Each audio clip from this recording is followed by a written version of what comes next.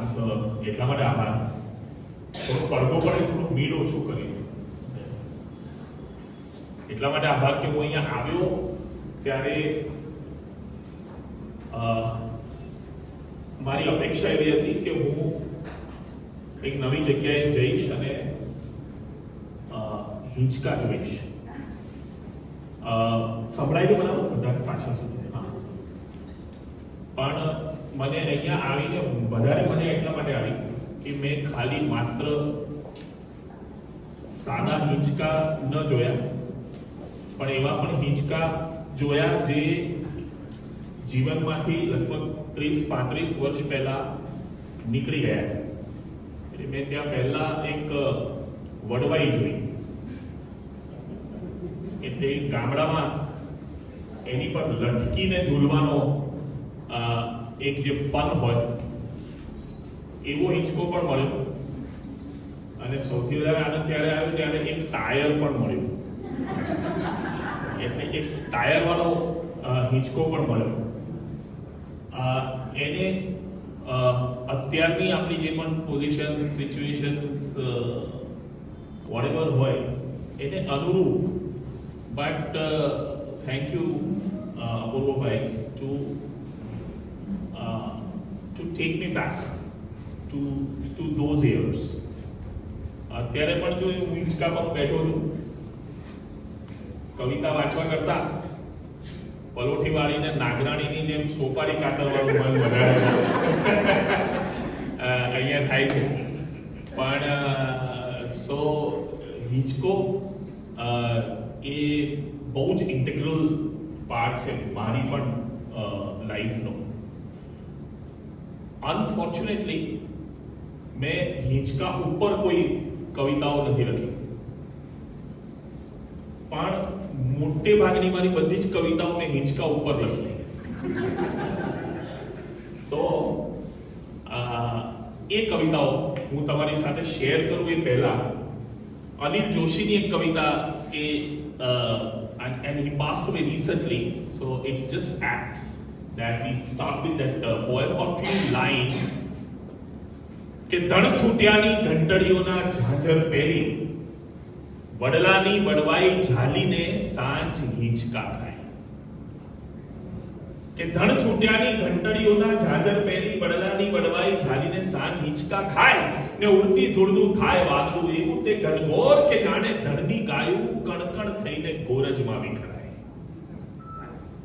કે ખડના કુડા લઈ હાથમાં પાછા વળતા લોક વાયરે સીમ પરીની સેથી સરખી ગામ ઉગતી કેરી ને ધીમે ધીમે ખળાવાડમાં કમોદની ઉડતી ફોતરીઓ વચ્ચે થઈને સાંજ ઓસરી જાય. ધણ છૂટ્યાની ઘંટડીઓના ઝાંઝર પહેરી વડલાની વડવાઈ ઝાલીને સાંજ હિંચકા ખાય.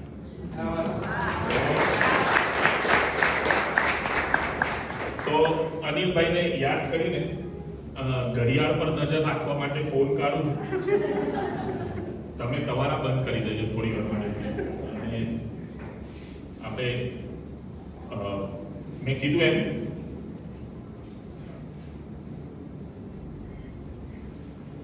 હિંચકા ઉપર કોઈ કવિતા નથી, પણ મોટે ભાગની કવિતાઓ હિંચકા ઉપર બેસીને લખાઈ છે. અને કવિતામાં એક મૂવમેન્ટ હોય છે, એનો પોતાનો એક લય હોય છે. તો એ લયની એક કવિતાની શરૂ કરું. કવિતાનું શીર્ષક છે રાણાનું પ્રણય ગીત. મીરા પર ઘણી બધી કવિતાઓ લખાઈ છે, કૃષ્ણ પર લખાઈ છે.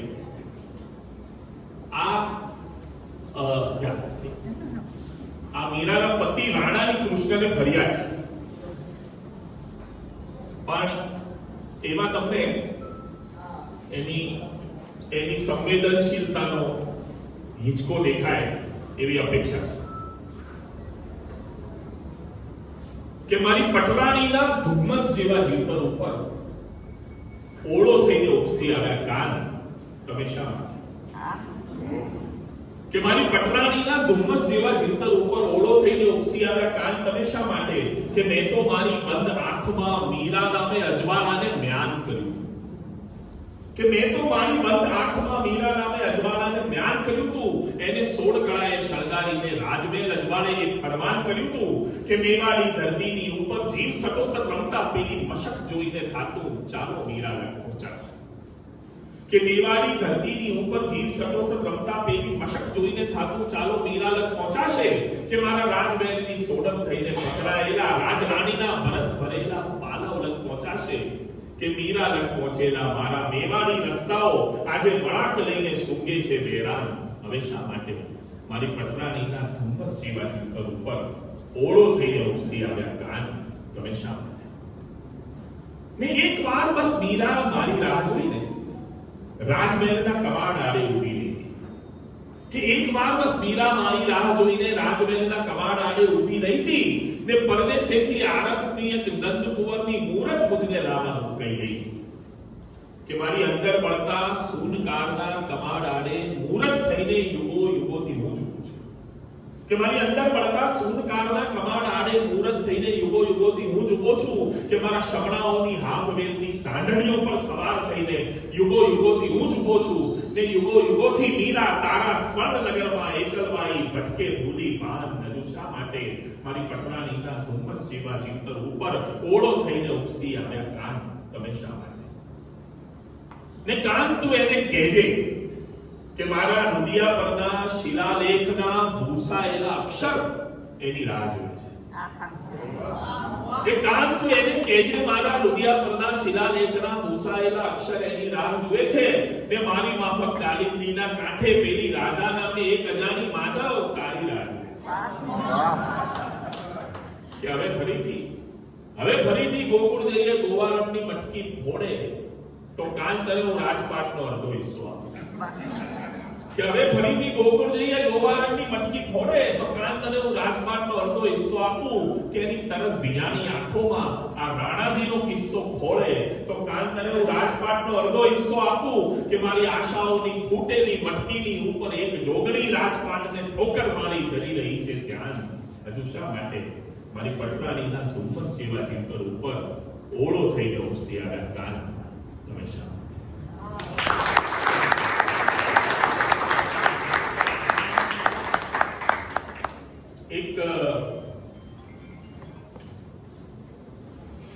એક બીજી મેં હમણાં થોડા વખત પહેલા કવિતા લખી. એટલે આપણે it's a song which was then composed by Achint and sung by Aditya Gardi. એનું નામ છે રંગાર. અને એનો અમુક ભાગ એટલે તમે એને ગીત સ્વરૂપે તો સાંભળ્યો છે પણ એનો અમુક ભાગ એટલા માટે મારે વાંચવો છે. It's also a kind of commentary on us ગુજરાતીસ. કારણ કે આપણા વિશે સામાન્ય રીતે બે સ્ટીરિયોટાઇપ્સ બહુ પ્રચલિત છે કે આપણે ગુજરાતીઓ એ બે જ વિષય પર વાત કરી શકીએ છીએ સબસ્ટેન્શિયલ. એક છે પૈસો અને બીજું છે ફૂડ. અને આપણે ક્યાંય પણ બહાર જઈએ ત્યારે this stereotype doesn't આપણી સાથે એસોસિએટેડ હોય છે હંમેશા. અને સ્ટીરિયોટાઇપ્સ ની એક મજા હોય છે કે એ હંમેશા સદંતર 100% ખોટા નથી હોતા. પણ આ રંગારા ગીતમાં મેં એ કહેવાનો પ્રયત્ન કર્યો કે આ તમારી વાત સાચી પણ આના ઉપરાંત અમે બીજું શું શું છીએ. અને આજે જે આ મહેફિલ અહીંયા મળી છે એ દર્શાવે છે કે આના ઉપરાંત આપણે શું શું છીએ. આ તો આપણે છીએ. તો it's a kind of definition of us Gujaratis કે તપસ્વીની માફક ગજબ ભેખધારી. તપસ્વીની માફક ગજબ ભેખધારી અમે એક અરધીમાં મોડીને ખાઈ. કે તપસ્વીની માફક ગજબ ભેખધારી અમે એક અરધીમાં મોડીને ખાઈ. અને એક બીજી અમારી છે લગ્ની ખપે પાપડીમાં પપૈયાની ચટણી. એટલે ખપે બીજું શું શું આપણને જોઈએ કે ખપે બીજું શું હવે લિસ્ટ દઉં છું. અને નવરાત્રીનો આપણો જે પ્રેમ છે એની વાત છે. હવે લિસ્ટ આપું કે ખપે બીજું શું શું, હવે લિસ્ટ દઉં છું કે ખપે એક ઢોલી, ખપે એક કહેરવો, ખપે રાત આખી, ખપે ઝમ ઝાંઝર, ખપે પગ થિરકતા, ખપે ધડબડાટી, ખપે ઘમ ઘમ ઘમ ઘમાઘમના નાદો, ખપે ગાંઠિયાબાદ સોડાના સ્વાદો, મરીઝના ને નિફ્ટીના બંનેના શેરો.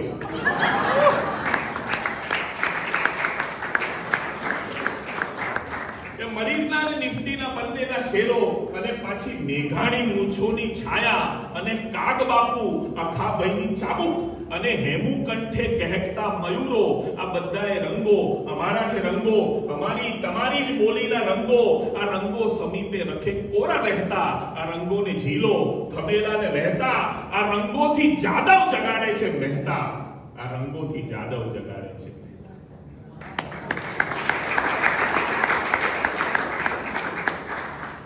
એક મારી હવે પછીની કવિતાનું શીર્ષક છે બે મિત્રો. અને આ બે મિત્રો છે સુખ અને દુઃખ. તો સુખ અને દુઃખની દોસ્તીનું, યારીનું, મિત્રતા, આ અચાનક કાવ્ય પાછળ દેખાય છે ને અને સંભળાય પણ છે. પ્લીઝ અહીંયા ધ્યાન આપો, તમને મજા આવશે. આ હિંચકા જેટલી છે. બે મિત્રો અને સુખ અને દુઃખની દોસ્તીનું, યારીનું આ છાંદસ કાવ્ય છે. કે સુખનું કટ ઠીકણું, પાતળો બાંધો, રંગ ગૌવર્ણ, શરદીનો કોઠો, શ્વાસની તકલીફ, સ્વભાવ ભોળો, આંખો બીકણ, શરીર કોળિયેથી માંડલું ને રીસાવાની તાસી. કે સુખનું કટ ઠીંગણું, પાતળો બાંધો, રંગ ગવર્ણો, શરદીનો કોઠો, શ્વાસની તકલીફ, સ્વભાવ ભોળો, આંખો બીકણ અને રીસાવાની તાસીર, દુઃખના બાવડા તગડા, કદ ઊંચું, હાથ લાંબા, બુદ્ધિ ઘણી, બોલવાનું ઓછું પણ ડરવાનું નામ નહીં, ગમે ત્યાં ઘૂસવાની હિંમત, બધે ઘર જેવું. આમ તો બે જોડિયા ભાઈઓ, લંગોટિયા દોસ્તારો, એક જ પાટલી પર એક જ સિલેટ વાપરતા નિશાળિયાઓ, કાચા પૂઠાની એક જ દોટમાં ત્રિકોણ કરીને પાડી દીધેલા બે ભાગ, જન્મ જન્મના જીગરી, પણ તોય થોડે થોડે વખતે ઝઘડે ગયા. વાંકું કાયમ સુખ ને પડે. એની હંમેશા એક જ ફરિયાદ કે એ દુઃખને બધે સાથે રાખે, પણ દુઃખનું એવું નહીં. એ તો એકલું ફરે ઘણી જગ્યાએ. ભાઈ આમ તો મોટો ભાઈ કોલેજ બંક કરીને એકલો પિક્ચર જોઈ આવે ત્યારે નાનો ભાઈ કરે ને એ ટાઈપનો કજિયો, પણ બોલતા બોલતા સુખની આંખમાં પાણી આવી જાય. દુઃખ સમજુ તે વાલથી સુખના ખભે હાથ મૂકે, અને દુઃખ જો વાલથી થોડી સેકન્ડો માટે સુખના ખભે હાથ મૂકે તો શું થાય એનું લિસ્ટ છે. દુઃખ સમજુ તે વાલથી સુખના ખભે હાથ મૂકે અને પછી એવું થાય કે સૌલી ડોસીના કોવાયેલા પારણાની તૈડમાંથી દીકરાનો તબિયત પૂછતો કાગળ સરકે, નાલીનું પાણી સુકાય ને વસ્તીના ટાબરિયાઓને ખોવાયેલો દડો પાછો મળી જાય. રેખાબેન ટિંડોરાનો ભાવ કરાવવાનું ભૂલી જાય. જેનથી રિક્ષાવાળાને વસ્તી ટાઈમે મળી જાય ઘર બાજુનું ભાડું, મિસ્ત્રી એક સમજતો હોય ને બે બીડી નીકળે કાન પરથી. અને પછી એવું થાય કે મોટી આંગળીએ ખવડાવેલા નાના આટે રાજી થઈ જાય. સુખ દુઃખ હોશિયાર તો તરતમાં પટાઈ દે, સુખ ભોળું તો સહેજમાં માની જાય.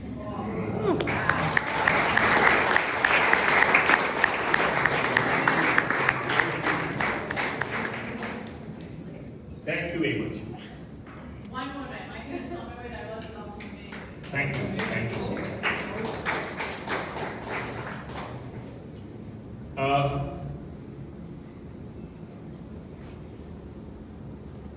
એક થોડા નાના નાના ચિત્રો વાંચું છું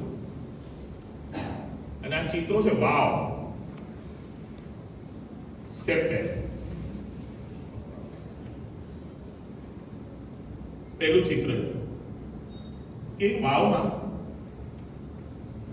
1000 પગથિયા ઉતરીને તરસ ભાંગી હતી ને બહાર નીકળ્યો ત્યારે 1000 પગથિયા ચડ્યાના થાકે પાછું સુકાઈ ગયું હતું. એક વાવમાં 1000 પગથિયા ઉતરીને તરસ ભાંગી હતી ને બહાર નીકળ્યો ત્યારે 1000 પગથિયા ચડ્યાના થાકે પાછું સુકાઈ ગયું ગળું. આપણે મળીને છૂટા પડીએ ત્યારે યાદ આવે છે કે એ વાવ.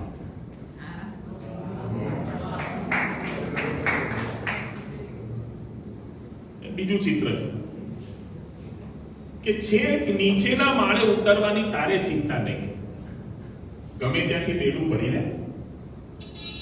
છેક નીચેના માળે ઉતરવાની તારે ચિંતા નહીં, ગમે ત્યાંથી બેડું ભરી લે. આ સ્તંભ કોતરણી ને સાતે માળ પાણી પાણી થઈ જાય તને જોઈ.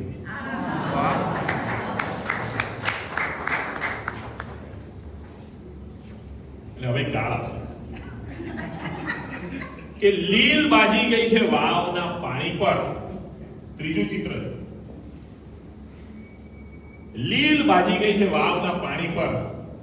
એની માને તરસની આળસ તો જુઓ. ને ચોથું ચિત્ર છે કે કીર્તિ માટે, મોભા માટે, પ્રજા માટે. કીર્તિ માટે, મોભા માટે, પ્રજા માટે મૂળ વાત જ ખબર નહોતી રાજાને કે વાવ સૌથી વધારે હોય છે ચામાચીડિયામાં.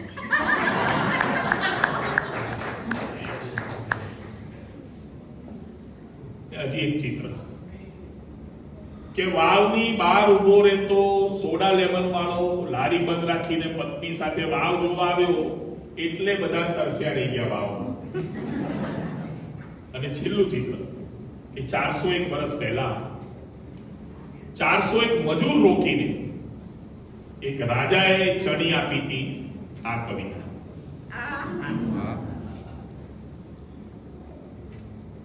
એક નાનું ચિત્ર છે બીજું, ભેંસનું ચિત્ર.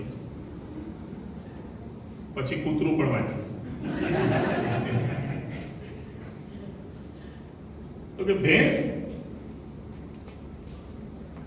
સ્થિતપ્રજ્ઞ સંન્યાસી. એક મહેફિલમાં એક સંન્યાસી ઊંધી રીતે લીધેલી વાત કે ભેંસ સ્થિતપ્રજ્ઞ, મોઢા પર માખ બેસે તો બેસવા દે. ભેંસ સ્થિતપ્રજ્ઞ, મોઢા પર માખ બેસે તો બેસવા દે. આ જો ને, એના આચરણની દોલતથી ગેમરિયો માલદાર થઈ ગયો. પ્રવીણભાઈ નું કોલેસ્ટ્રોલ વધી ગયું.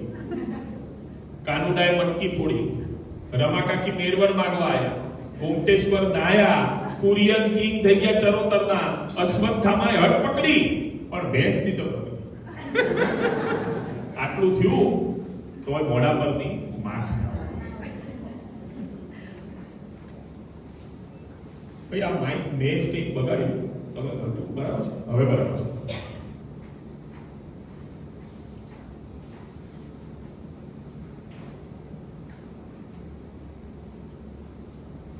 આવા હું સરસ મજાનું ઓડિયન્સ સરસ રીતે સાંભળી રહ્યું છે તો એક બે એવી કવિતાઓ વાંચવાનું મન થાય છે જે હું સામાન્ય મહેફિલોમાં નથી વાંચતો.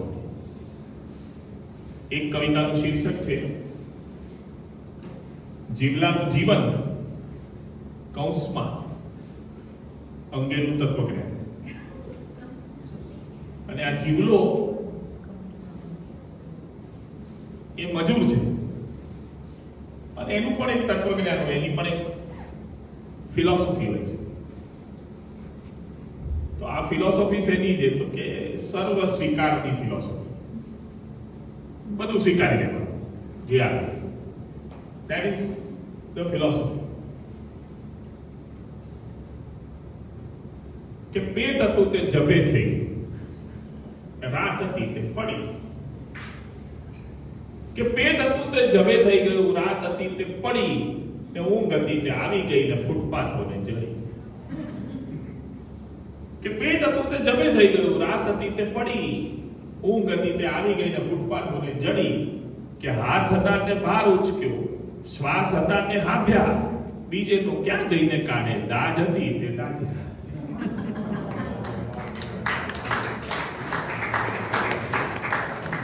કે હાથ હતા તે બહાર ઉચક્યો, શ્વાસ હતા તે હાંભ્યા, બીજે તો ક્યાં જઈને કાઢે, દાજ હતી તે દાજ્યા.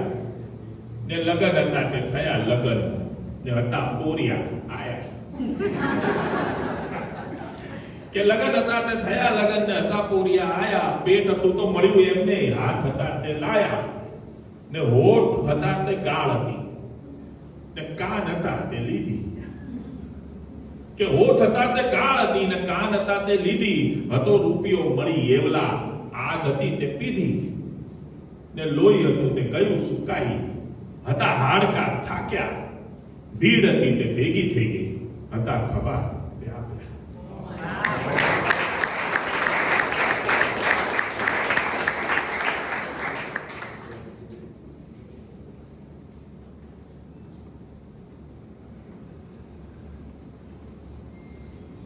ત્રણ કવિતાઓ છેલ્લી.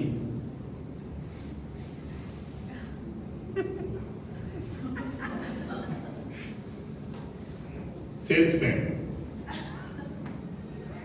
એક સેલ્સમેન આપણા કઈ કઈ વાત માયા કાકીને અલાવું છે.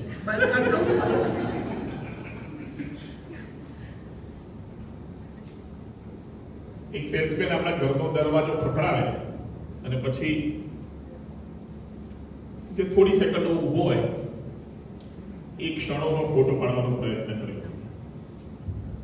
એટલા માટે કે એને ખબર છે કે અપેક્ષા મારી નથી.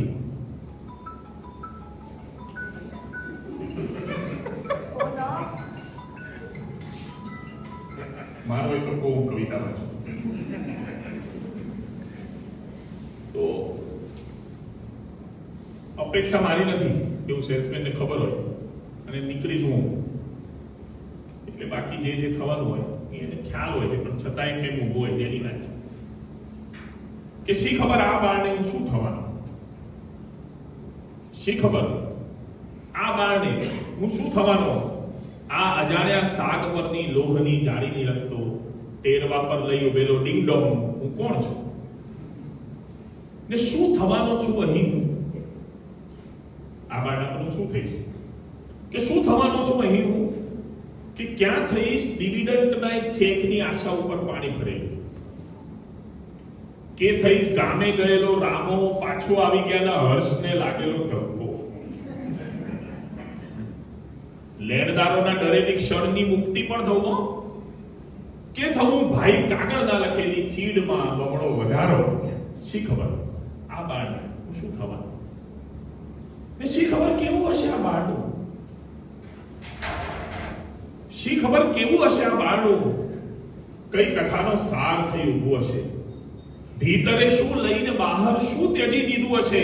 બંધ શેનાથી થયેલું, ટેવથી કે વાલ કે બળથી હશે કે આવજોની બાદની ભીની નજરથી બંધ થયેલું કે પછીથી આવના ટવકા પછી વાસી દીધેલું. શી ખબર કેવું હશે આ બાળ. બસ ખબર છે એટલી કે બોલવાનું, બસ ખબર છે એટલી કે બોલવાનું કે બેની સાથે એક મફત છે ફીણ તો જોજો પછી કહેજો મેડમ. આ નવી છે કંપની, ના ક્યાં કહું છું એટલે તો આટલો સસ્તો દઉં છું. સ્કીમમાં છે ટ્રાય કરવા તો લઈ લો, ના ગમે તો આવતા ફેરે દઈશ પૈસા ભરા. જોઈ તો લો બેન, ગેરંટી ફરીથી માંગશો. લઈ લો મેડમ, સર લઈ લો.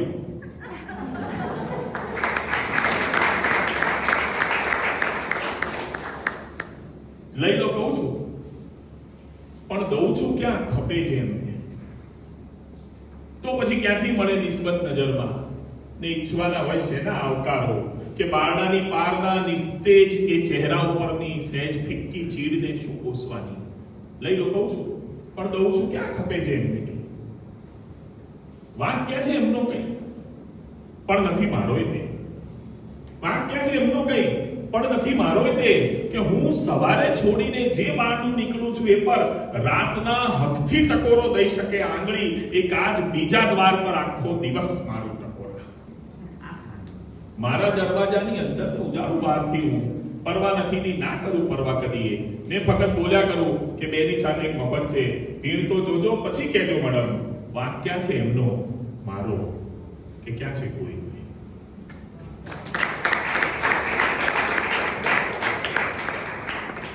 અને છેલ્લી બે કવિતાઓ.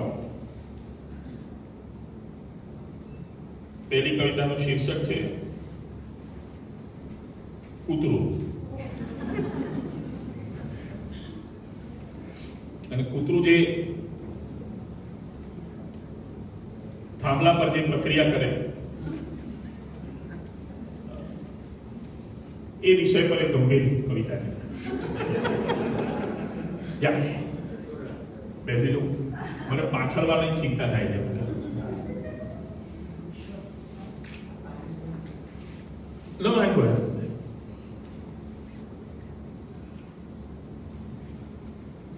નવરાત્રીનો માહોલ છે કે ગરબે અળગર શેર છે ને શેરે વાગ્યા ઢોલ, કે ગરબે અળગર શેર છે ને શેરે વાગ્યા ઢોલ, જવાન બુઢા બાળક ઘૂમે નવરાત્ર ને કોલ, કે ગોકુળ કરતા જુદું હોય તો ગોપી એટલા કાન, કે ગોકુળ કરતા જુદું હોય તો ગોપી એટલા કાન, શેર નામનું ગોકુળ ઝૂલે ગરબે ભૂલે ભાન, કે વીજળી કેરો થાંભલો ને ફરતે ઘૂમે લોક, કે વીજળી કેરો થાંભલો ને ફરતે ઘૂમે લોક, એવામાં પણ એક કૂતરાએ મૂકી કળક પોક, કે માજમ રાત ને ગરબે ઘૂમે ચડિયા ચોળી આભલા, પણ કૂતરાના તો ભીડની વચ્ચે ખોવાયા છે થાંભલા.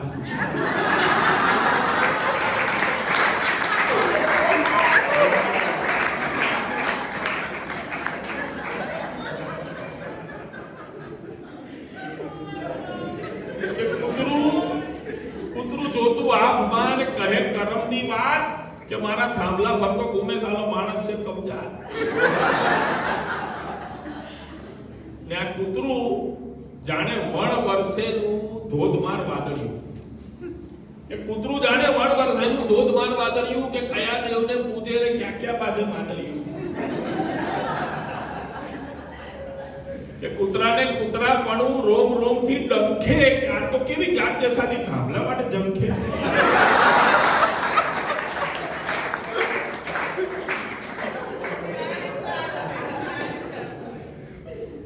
કૂતરાને બી શૈશવ કેરા દિવસો આવ્યા યાર, બાળપણના દિવસો યાદ, કે કૂતરાને બી શૈશવ કેરા દિવસો આવ્યા યાદ, કે જ્યાં ત્યાં જે તે કરી શકે કોઈની નહીં મરજાદ, પણ આજે પૂછડે લટકી ગયો છે મોટ પડાનો ભાર, કે થાંભલા વિના કંઈ પણ કરું ક્યાંનો શિષ્ટાચાર. ને હવે નિયમો હારે સહન શક્તિઓ ધીંગાણાઓ કરતી, કે નિયમો હારે સહન શક્તિઓ ધીંગાણાઓ કરતી, ને કૂતરું અંદર રોકી બેઠું પૂનમ જેવી ભરતી, કે નિયમો હારે સહન શક્તિઓ ધીંગાણાઓ કરતી, ને કૂતરું અંદર રોકી બેઠું પૂનમ જેવી ભરતી, કે રોકી બેઠું લાગણીઓને કરે કોને ફરિયાદ, એટલામાં કૂતરાને આવ્યું જૂનું છાપું યાદ, કે શહેર આખું સૂતું હતું બસ કૂતરું છાપું સમજ્યું, કે શહેર આખું સૂતું હતું બસ કૂતરું છાપું સમજ્યું તું, કે માણસ નામે પ્રાણી કાલે હિન્દુ મુસ્લિમ થઈ ગયું, કે કૂતરાને થઈ ગયું કે સાલો માણસ કેવી જાત, એવો થઈ ગયો જાણે કાલે બનીને કોઈ વાત, કે આજે હસતો માણસ કાલે ઘરમાં બેસી શકતો તો, આજે ગરબે ઘૂમે કાલે મસાણમાં લથડતો, કે કૂતરાની આખી જાત સહી સલામત ફરતી, કે કૂતરાની આખી જાત સહી સલામત ફરતી હતી, કે માણસ પકડે એવી ગાડી ગલીઓમાં રખડતી હતી, કે કૂતરાની આખી જાત સહી સલામત ફરતી હતી, કે માણસ પકડે એવી ગાડી ગલીઓમાં રખડતી હતી, કે મંદિર મસ્જિદ ગુંબજ ઉપર મોત અજાણ્યું ફરક્યું હતું, ને શાંતિ નામે લાલ કબૂતર માણસ માથે ચરક્યું હતું, કે કૂતરાને થઈ ગયું કે આ તો લોહી પાડતી જાત, તેની સામે કંઈ પણ કરું તો નથી શરમ.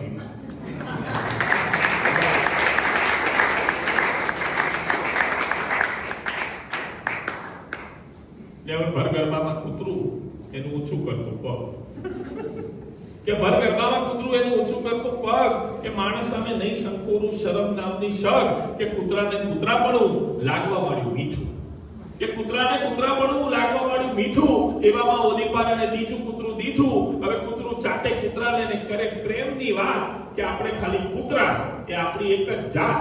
આ માણસ કરને માણસ તેને ભડકે ભરતું શહેર મુઠ્ઠી છે ને પથ્થર છે. આ કયા જન્મનું પ્રેમ.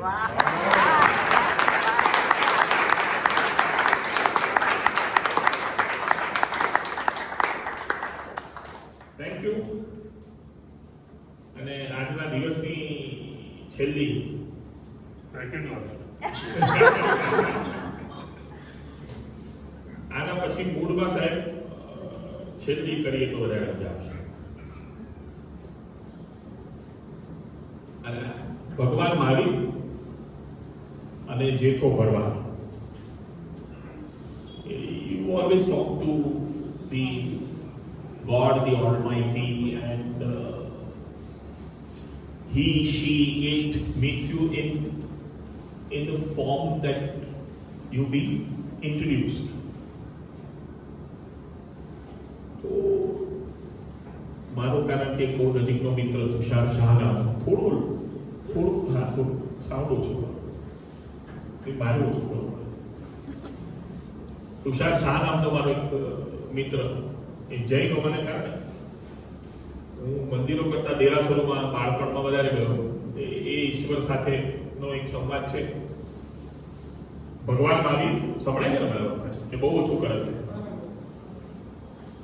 ભગવાન મહાવીર અને જેઠો ભરવાડ.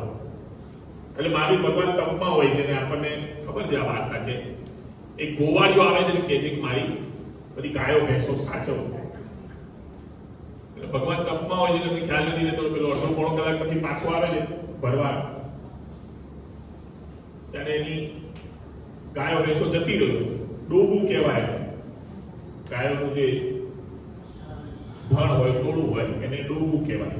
એટલે ઘણાને ખબર નથી હોતી. ડોબા એવું આપણે સાંભળ્યું જ ખરું જનરલ ભાષામાં.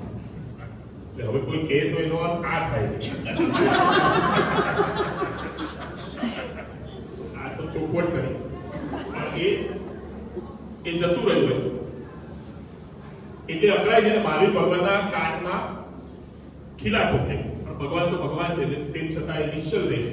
આ આખી વાર્તાને બેકગ્રાઉન્ડમાં રાખીને કાવ્ય રચાયું. ભગવાન મહાવીર અને જેઠો ભરવાડ. ત્યાં સ્યોરી જેવા આવ્યો છું ને ઘા બાજરી લાવ્યો છું. આ સ્યોરી જેવા આવ્યો છું, ઘા બાજરી લાવ્યો છું. હજુ દુખતું હોય તો લગાડો કોન પર ને વાત અભરવાની. ત્રીજા ધોરણમાં તમારો પાઠ આવે ભગવાન મહાવીર. હવે ભા ના પાડતા હતા તોય છોડીને ભણાવવા મેલી ની મોડ તો એને તો સ્કૂલ જે પથારી ફેરવી કાલે ડાયરેક્ટ ભાને જઈને કીધું કે આપણા બાપ દાદા રાક્ષસ તો મહાવીર ભગવાનના કોનમાં ખીલા પહોંચ્યા. હવે ભાની પર્સનાલિટી તમને ખબર નહીં. આંખ લાલ થાય એટલે સીધો પેસકો મને કે સ્કૂલ થી ઉઠાડીને છોડીને આ તમારા પાઠે તો પથારી ફેરવી હાથ છે. હવે પેલા ખીલા ગોચાય ખોટું કર્યું હું માનું છું, પણ એને ઓછી ખબર હતી કે તમે ભગવાન થવાના. ને ત્રીજા ધોરણમાં પાઠ આવવાનો તમારો. એનું ડોબું ખોવાઈ ગયું, ગભરાઈ ગયો બિચારો. બાપડા ભા મારા ભા જેવા હશે.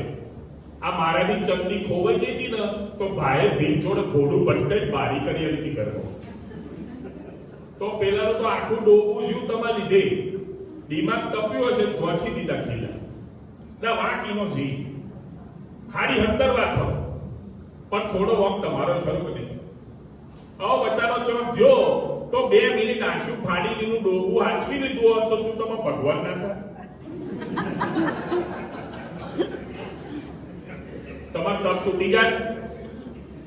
હવે એનું ડોબું એનું તપ જ હતું ભાઈ. ચલો એ જવા દો. તપ પતાઈ મહાત્મા થઈ બધાનો ઉપદેશ આલવા માંડ્યા પછી એ તમને થયો પેલા ડોબું પાછો તમે ભગવાન. મારે તમને બહુ સવાલ નહીં પૂછવા. હું ખાલી એટલું કહું છું કે વાંક બેનો છે તો ભૂલચૂક લેવી દેવી કરી પેલો પાઠ કરાવ ચોપડીમાંથી.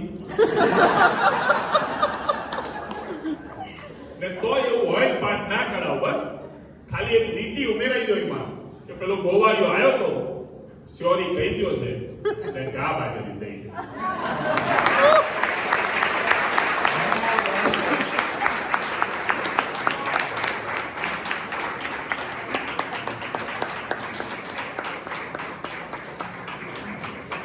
इसके बाद में नहीं पता